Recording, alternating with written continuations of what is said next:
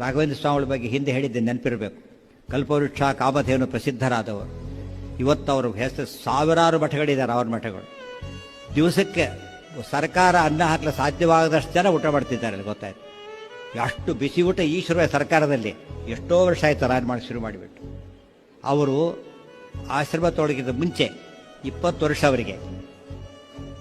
ಆಗ ಅವರಿಗೆ ಮದುವೆ ಆಗಿತ್ತು, ಮಗು ಇತ್ತು. ಎಷ್ಟು ಬಡತನ ಇತ್ತು ಗೊತ್ತಾ ಅವರಿಗೆ, ಯಾರು ಕೇಳೇ ಇಲ್ಲ ಅದನ್ನು. ಇವತ್ತು ಬಡತನ ಅಂದ್ರೆ ಏನು ಗೊತ್ತೇನು, ಡಿಶ್ ಇಲ್ಲ, ಹೋಮ್ ಥಿಯೇಟರ್ ಇಲ್ಲ, ಇದು ನಮ್ಮ ಬಡತನ ಇವತ್ತು. ಅವ್ರ ಬಡತನ ಹಾಗಲ್ಲ, ತಿನ್ನಕ್ಕೆ ಅನ್ನ ಇಲ್ಲ, ಗೊತ್ತಾಯ್ತಾ. ವಾರಕ್ಕೆ ಒಪ್ಪತ್ತು ಅರ್ಧ ಹೊಟ್ಟೆ ಊಟ ಮಾಡ್ತಿದ್ರಂತೆ. 4 ವರ್ಷ ರಾಯರು ಹಾಗಿದ್ರು, 4 ವರ್ಷ. ಯಾರಿವತ್ತು ಮನೆ ಮನೆಯಲ್ಲಿ ಆರಾಧಿತರಾಗ್ತಿದ್ದಾರೆ, ಕಲ್ಪವೃಕ್ಷ ಕಾಮಧೇನು ಅಂತ ಕರೆಸ್ಕೊತಿದ್ದಾರೆ. ಅವ್ರಿಗೆ 4 ವರ್ಷ ಏನೂ ಇಲ್ಲ, ವಂಡರ್ಫುಲ್ ಲೈಫ್ ಅವರು. ಆದರೆ ಏನು ಮಾಡಿದ್ರು ಗೊತ್ತಾ, ಬರೀ ಓದ್ತಾ ಇದ್ರು. ಅವ್ರು ಎಷ್ಟು ಮಟ್ಟಿಗೆ ಅದನ್ನು ಅರ್ಥ ಮಾಡ್ಕೊಂಡ್ರು ಅಂದರೆ, ಅನ್ನ ಬಟ್ಟೆ ಇದ್ದಿದ್ರೆ ಅದಕ್ಕೆ ಟೈಮ್ ವೇಸ್ಟ್ ಆಗ್ತಿತ್ತು. ದೇವರು ಓದ್ಲಕ್ಕೆ ಇನ್ನೂ ಅವಕಾಶ ಕೊಟ್ಟ ಅಂತ ಓದ್ಲಕ್ಕೆ ಶುರು ಮಾಡಿಬಿಟ್ರೆ. ಹೋಗಲಿ, ಹೆಂಡತಿ ಇದ್ದಾಳೆ, ಮಗು ಇದೆ. ಇವರಿಗೆ 20 ವರ್ಷ, ಹೆಂಡತಿಗೆ ಮಗುಗೆ ಎಷ್ಟಿರಬೇಕು. ಅವರಿಗೋಸ್ಕರ ಏನಾರು ಮಾಡ್ಬೋದಲ್ಲ, ಇಲ್ಲ. ಮಠದಲ್ಲಿ ಪಾಠದೊತ್ತಿ ಮಠದಲ್ಲಿ ಇರ್ತಿದ್ರು, ಊಟಕ್ಕೆ ಮನೆಗೆ ಹೋಗ್ಬಿಡ್ತಿದ್ರು ಅಷ್ಟೇ. ಪಾಠಕ್ಕೆ ಮಠ, ಊಟಕ್ಕೆ ಮನೆ. ನಮ್ದು ಉಲ್ಟಾ ಪಲ್ಟ. ಮಠಕ್ಕೆ ಊಟ ಅಂದರೆ ಮಠ, ಆ ಥರ ಆಗಿದ್ದೀವಿ. ಮಠ ಅಂದರೆ ಊಟ, ಪಾಠ ನಿಲ್ ಎಷ್ಟೋ ಕಡೆಗೆ. ಆದರೆ ಮನೆಗೆ ಹೋಗ್ತಿದ್ರು, ಊಟ ಮಾಡ್ಲಿಕ್ಕಲ್ಲ, ಉಪವಾಸ ಕಬ್ಬರಿ ಕೊಡ್ಲಿಕ್ಕೆ. ಹೆಂಡತಿ ಮಕ್ಕಳು ತಾವು ಉಪವಾಸ ಅಷ್ಟೇನೆ, ಕೊಡೋದು ಮನೆಗೆ ಬಂದ್ಬಿಡೋದು.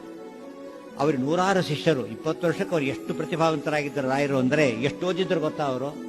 ಸಾಲಂಕಾರಕ, ಕಾವ್ಯ, ನಾಟಕ, ಕಲಾ, ಕಾಣಾದ, ಪಾತಂಜಲ, ತ್ರಯ್ಯರ್ಥ, ಶ್ರುತಿ, ಜೈಮಿನೀಯ, ಕವಿತಾ, ಸಂಗೀತ ಪಾರಂಗತ. 20 ವರ್ಷಕ್ಕೆ ಅಷ್ಟು ಓದಿಬಿಟ್ಟಿದ್ದಾರೆ. ಸರ್ವವಿದ್ಯಾ ಪ್ರವೀಣವನ್ನು ರಾಘವೇಂದ್ರ ಅನ್ನೋ ವಿದ್ಯತೆ. ಒಂದು ಎನ್ಕ್ಯಾಶ್ ಮಾಡ್ಕೊಂಡಿಲ್ಲ ಅವರು, ಒಂದು ಎನ್ಕ್ಯಾಶ್ ಮಾಡ್ಕೊಂಡೆ ಹಾಗೆ ಕೂತಿದ್ದಾರೆ.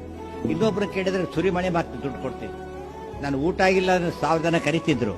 ಇಲ್ಲ, ಮಠಕ್ಕೆ ಹೆಂಡತಿ ಮಕ್ಕಳನ್ನ ಕರ್ಕೊಂಡು ಬರೋದಲ್ಲ ಅಂದರೆ ಕರ್ಕೊಂಡು ಬರಬಾರದು. ಅವರು ವಿದ್ಯಾರ್ಥಿಗಳೆಲ್ಲ ಬರ್ಕೊಡ್ತು. ನೀವು ಮಾಡಬಹುದಲ್ಲ, ಮಾಡೋದಿಲ್ಲ. ಹೆಂಡತಿ ಮಕ್ಕಳು ಬಿಟ್ಟು ಊಟ ಮಾಡಬಾರದು. ಮಠವನ್ನು ಪಾಠಕ್ಕೆ ಉಪಯೋಗಿಸ್ಕೊಂಡ್ರು, ಊಟಕ್ಕಲ್ಲ. ಅದ್ರ ಪರಿಣಾಮ ಏನಾಯ್ತು ಗೊತ್ತಾ, ಮುಂದೆ ಮನೆಯಲ್ಲಿದ್ದು ಚಿನ್ನೆ ವಸ್ತ್ರೆ ಭಿನ್ನ ಪಾನೀಯ ಪಾತ್ರೆ, ಹರಕು ಬಟ್ಟೆ ಒಡಕ್ ಪಾತ್ರೆ ಅವ್ರ ಮನೆಯಲ್ಲಿದ್ದಿತ್ತು. ಇವತ್ತು ರಾಯರ ಮಠಗಳಲ್ಲಿ ಬಂಗಾರದ ಪಾತ್ರೆ, ಪೀತಾಂಬರ ರಾಯರಿಗೆ 4 ವರ್ಷ ಹೇಗಿದ್ರು ಯೋಚನೆ ಮಾಡಿ. ಯಾರ ಮುಂದೆ ಕೈ ಚಾಚಲಿಲ್ಲ. ಅದು ಭಗವದ್ಗೀತೆ, ಮಾಫಲೇಶು ಕದಾಚನ. ಅವ್ರು ಹೇಗಿದ್ದಾರೆ ಇವತ್ತು ಯೋಚನೆ ಮಾಡಿ. ಆ ರೀತಿ ಇದ್ದವರು ಇವತ್ತು 348 ವರ್ಷ ಮುಂದೆ 349 ಆರಾಧನೆ ಬರ್ತಾ ಇದೆ. ಈಗ ಯಾವ ರಾಜ ಮಹಾರಾಜರ ವೈಭವ ಕಂಡವರಿಲ್ಲ. ಶತಮಾನಗಳ ಗಟ್ಟಲೆ ಎಂಜಾಯ್ ಮಾಡ್ತಿದ್ದಾರೆ. ಎಲ್ಲಿಂದ ಬಂತು? ತಪಸ್ಸದು. ಕರ್ಮಾಚರಣೆ ಮಾಡಿದ್ರು ಫಲ ಕೇಳಲಿಲ್ಲ. ಭಗವಂತ ಫಲ ಕೊಡ್ತಿದ್ದಾನೆ. ನೋಡೋದಕ್ಕೆ ನಮಗೆ ಸಾಧ್ಯ ಇಲ್ಲ, ಅಂತ ಫಲ ಕೊಡ್ತಿದ್ದಾನೆ. ಅಂಥವ್ರ ಎಕ್ಸಾಂಪಲ್. ಅವ್ರು ಗೀತಾಕ್ಕೆ ಅರ್ಥ ಬರೀತಾರೆ, ನೆನ್ಪಿಟ್ಕೊಳ್ಳಿ. ರಾಯರು ಗೀತಾ ವಿವೃತ್ತಿ ಬರೆದಿದ್ದಾರೆ, ಗೀತಾ ಭಾಷ್ಯ ಪ್ರಮೇಯ ದೀಪಿಕಾ ಟಿಪ್ಪಣಿ ಬರೀತಾರೆ, ಗೀತಾ ನ್ಯಾಯ ದೀಪಿಕಾ ಟಿಪ್ಪಣಿ ಬರೆದಿದ್ದಾರೆ. ಏನು ಬರೆದ್ರು ಹಾಗೆ ಬದುಕಿದ್ರು, ಹೇಗೆ ಬದುಕಿದ್ರು ಹಾಗೆ ಬರೆದ್ರು. ಅದಕ್ಕೆ ಅಷ್ಟು ಗ್ರೇಟ್ ಆಗಿದ್ದಾರೆ ಅವರು. ಸಮಾಜಕ್ಕೆ, ದೇಶಕ್ಕೆ ಪೂಜ್ಯಾಯ ರಾಘವೇಂದ್ರ. ಇವತ್ತು ತಂದೆ ತಾಯಿಗಳು ಮಕ್ಕಳಿಗೆ ಪೂಜ್ಯರಾಗೋದಿಲ್ಲ ಅಂತ ಕಾಲ ಇದು. ಯಾಕೆ? ಭಗವದ್ಗೀತೆ ಅನುಷ್ಠಾನ ಮಾಡಿದ್ದರ ಫಲ ಇದು. ಗೀತಾ ವಿವೃತ್ತಿ ಬರೆದ ಮಹಾನುಭಾವರು ರಾಘವೇಂದ್ರ ಸ್ವಾಮಿಗಳು. ಅವರ ಲೈಫ್ ಜನಕ್ಕೆ ಗೊತ್ತಿಲ್ಲ, ಬರೀ ಇಷ್ಟಷ್ಟೇ ಗೊತ್ತಿದೆ ಹೊರತು ರಿಯಲ್ ಲೈಫ್ ಬರೆದವ್ರು ಯಾರೋ ಅಲ್ಲ.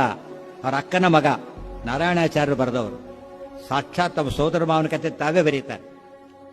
100 ಸತ್ಯ. ಅಂದರೆ 4 ವರ್ಷದ ಕಷ್ಟ ಇವತ್ತು 1000 ವರ್ಷವಾದರೂ ಅವರಿಗೆ ಸುಖ ಕೊಡ್ತಾ ಇದೆ. ಅಂದರೆ ಸತ್ಯಧರ್ಮ ರಥಾಯಚ. ಸತ್ಯಧರ್ಮ ಅನುಷ್ಠಾನ ಮಾಡಿದರೆ ಶಾಶ್ವತ ಸುಖ ಇದೆ ಎಂಬುದಕ್ಕೆ ಅವರು ಒಳ್ಳೆಯ ಸಾಕ್ಷಿ. ಪ್ರಸಂಗ ಇಲ್ಲಿ ವಾದಿರಾಜ ಸ್ವಾಮಿಗಳು ಹೇಗಿದ್ದ ಮಹಾನುಭಾವರು, ಲೋಕವಿಖ್ಯಾತರು ಮಹಾನುಭಾವರು. ಎಷ್ಟು ಗ್ರಂಥ, ಎಷ್ಟು ತಪಸ್ಸು, ಸತ್ತವರು ಬದುಕಿಸಿದ್ದಾರೆ. ಬಹಳ ಆಶ್ಚರ್ಯ. ಎಷ್ಟು ಜನ ಸಂತರು ಇವತ್ತು ಕೊಂದು ಹಾಕಿಬಿಡ್ತಾರೆ, ಮೋಸ ಮಾಡ್ತಿದ್ದಾರೆ. ಆದರೆ ಎಷ್ಟು ಜನ ಸತ್ತವರು ಬದುಕಿಸಿದ ಪುಣ್ಯಾತ್ಮರವರೆಲ್ಲ. ವಾದಿರಾಜ ಅಂದ್ರೆ ವಾದಿರಾಜರೇ. ಇವರಿನ ಮತ್ತೊಂದು ದೊಡ್ಡ ಕೊಡುಗೆ ಶ್ರೀಮನ್ ಮಧ್ವಾಚಾರ್ಯರು ಹೇಗೋ ವಾದಿರಾಜ ಸ್ವಾಮಿಗಳ ಹಾಗೆ ಎಷ್ಟು ಲೋಕೋಪಕಾರ ಮಾಡಿ. ಎಂಥ 120 ವರ್ಷ ಇದ್ದ ಮಹಾನುಭಾವರು. 120 ವರ್ಷಗಳ ಕಾಲದ ಜೀವನ. 120 ವರ್ಷವೂ ನೆಗಡಿ ಇಲ್ಲ, ಕೆಮ್ಮಿಲ್ಲ, ಜ್ವರ ಇಲ್ಲ, ಚಳಿ ಇಲ್ಲ. ಹಾಗೆ ಸಸೇರಿ ವೃಂದಾವನ ಪ್ರವೇಶ ಮಾಡಿದವರು. ಮೊದಲು ಮಾಡಿದ್ದ ಅವರು 1671 ರಾಯರು, 1601 ಅವರು 1601 ವಾದಿರಾಜ ಸಸರೀರ ವೃಂದಾವನ ಪ್ರವೇಶ ಮಾಡಿದರು. 70ರಲ್ಲಿ 1470 ಇವರು ಮಾಡಿದರು. ಎಂಥ ಸಿದ್ಧ ಪುರುಷರು ಅವರೆಲ್ಲ ಕೂಡ. ಭಜತಾಂ ಕಲ್ಪವೃಕ್ಷಾಯ ನಮತಾಂ ಕಾಮಧೇನವೇ. ಇವರೆಲ್ಲ ಯಾತಕ್ಕಿದ್ದವರು? ಬಾಲ ಸನ್ಯಾಸಿಗಳು. 8 ವರ್ಷಕ್ಕೆ ಸನ್ಯಾಸ, 120 ವರ್ಷ ವೃಂದಾವನ, 112 ವರ್ಷ ಸನ್ಯಾಸ ಮಾಡಿದ ವಿಶ್ವ ದಾಖಲೆ ವಾದಿರಾಜ ಸ್ವಾಮಿಗಳು. 112 ವರ್ಷಗಳ ಕಾಲ 112 ಚಾತುರ್ಮಾಸ್ಯ ಮಾಡಿದವರು, ಇಡೀ ದೇಶ ಸಂಚಾರ ಮಾಡಿದವರು. ಇಂಥ ವ್ಯಕ್ತಿಗಳು ಎಲ್ಲಿಂದ ಬಂದರು? ಮಾ ಫಲೇಶು ಕದಾಚನ. ಭಗವಂತನ ಸೇವೆ ಬಿಡಲಿಲ್ಲ, ಫಲ ಕೆಡಲಿಲ್ಲ. ಭಗವಂತನ ನಂಬಿಲ್ಲ, ಫಲ ಕೆಡೋದು ಬಿಟ್ಟಿಲ್ಲ. ಪೂರ್ತಿ ಉಲ್ಟಾಪಟ್ಟ ಇದೆ. ಭಗವದ್ಗೀತೆಯ ತತ್ವಕ್ಕೆ ರಾಯರು, ವಾದಿರಾಜರು, ಶ್ರೀಮದ್ ಆಚಾರ್ಯರು ಮೂಲ ಗುರುಗಳು, ಅವರೆಲ್ಲ ದೊಡ್ಡ ಸಾಕ್ಷಿ.